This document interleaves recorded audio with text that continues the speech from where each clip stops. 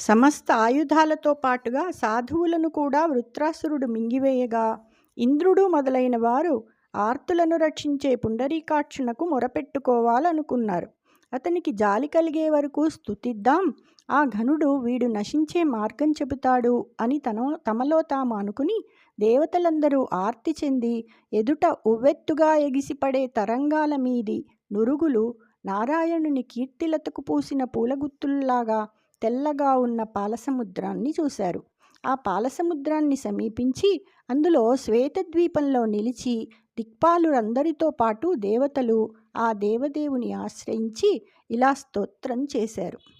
ఉదకమయంబునన్ వసుధనోడగజేసి తనర్చు కొమ్మునన్ వదలకయంటగట్టి మనువల్లభుగాచిన మత్స్యమూర్తి సమ్మదమున మమ్ము బ్రోచునను మానము మానగ వృత్రుచేతి ఆపద తొలగించి నేడు సురపాలురపాలిటి భాగ్యదైవమై.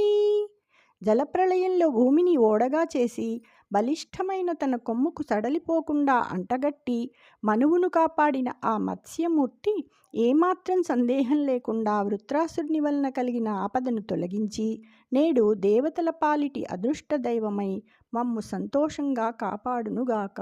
జై శ్రీకృష్ణ.